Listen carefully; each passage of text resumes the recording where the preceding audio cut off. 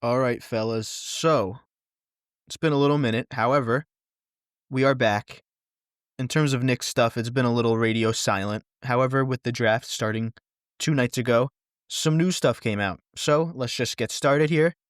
As we can see, the New York Knicks are planning to interview New Orleans Pelicans associate coach James Borrego for their open head coaching job, sources tell ESPN.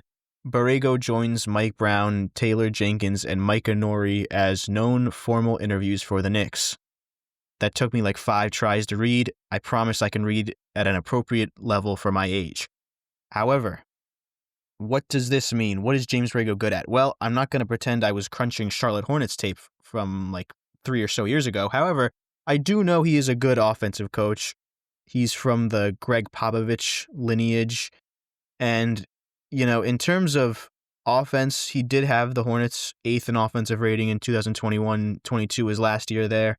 They went 43-39. He led them to 2 different play-in games, which I suppose is probably the high point of the LaMelo Ball era in Charlotte. Granted, that's not saying very much. However, I don't know, maybe he had something going over there and they just got rid of him for whatever reason and it's all gone downhill since. Alternatively, they could have just overperformed for a couple years. Who really knows? Not me. Once again, I did not crunch their tape. However, I think this is more just a kind of, pick his mind, see what he thinks about the offense, just get some good ideas going, okay? Because I don't believe that he is probably going to be the head coach of the Knicks.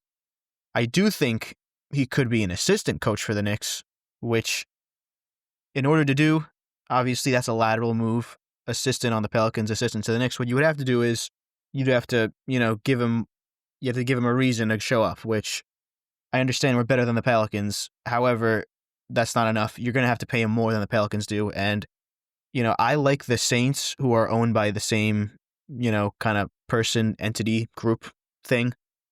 So I kind of know firsthand, this isn't exactly, the most rich ownership group.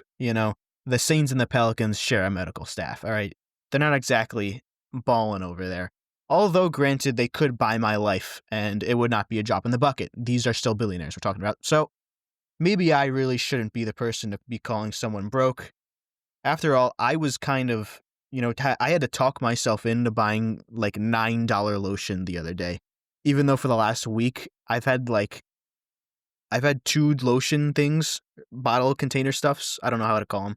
I had to cut one of them in half to getting all of it out.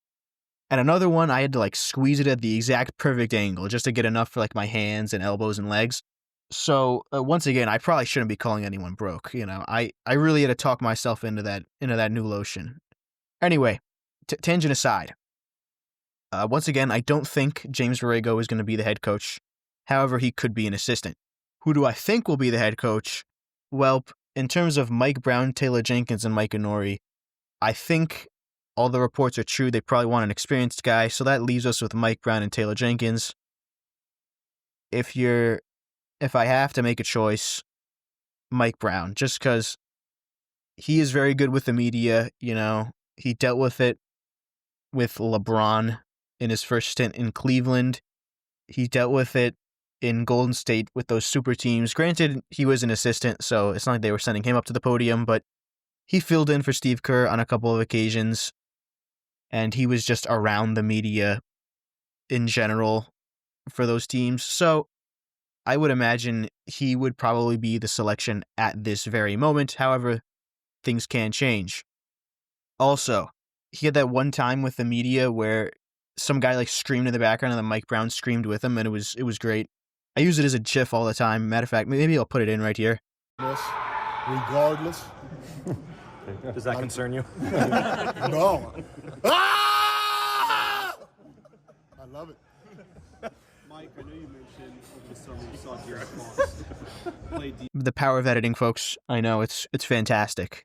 No one's going to put those still images in like me, some are calling me the LeBron James of still image edits, Anyways, the draft was last night and also 2 nights ago because for some reason we have to make this into a 2-night event.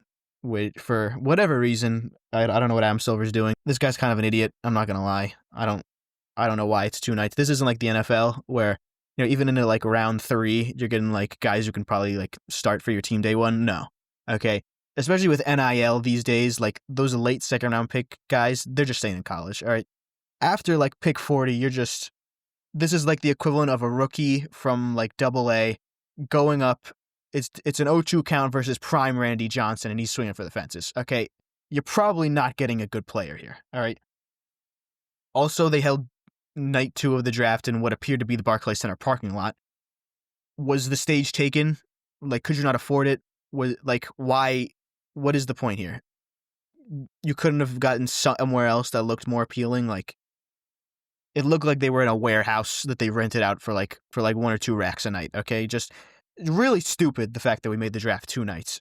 Anyways, night 2 was the night I actually cared more about because that's the night the Knicks had a pick. And on night 2, the Knicks made their selection at the 50th overall pick. They took Kobe Sanders, a guard from Nevada. However, in typical Knicks fashion, this would not be a draft without a little bit of tomfoolery.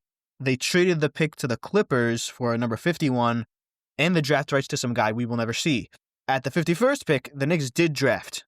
Okay, they selected Mohamed Diawara from France. Little breakdown here from my guy Chris. He follows me on Twitter, actually. Good guy. Yeah, that's my guy for real. I doubt he knows I exist. However, he does follow me on Twitter. So, Mohamed Diawara is the pick for the Knicks at number 51. 6'9" in shoes with a 7'4" wingspan, 9'2" standing reach. You cannot teach that stuff, folks. However, raw on offense and as a shooter, has all the tools defensively to be a switchable forward. Experienced via Cholet, France, under 20 starter. I probably butchered that pronunciation. Jumper is a swing factor, and motor is a thumbs up. Now, do I think this guy will be contributing? Probably not. Once again, 0-2 count, AA rookie, prime Randy Johnson. Probably not going to work. However, if he does, that would be cool. That's all the Knicks did in the draft, really. So, moving forward, what can we expect? Probably just more head coaching interviews. Maybe by this time, let's say next week, we'll have our guy.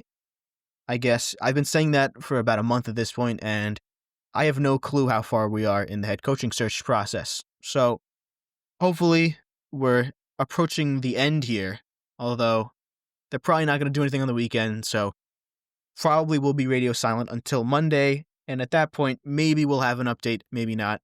Who knows, but I'll find something to talk about, I guess, in the meantime. Appreciate the support lately. That's been pretty cool. And yeah, just have a nice one, I guess.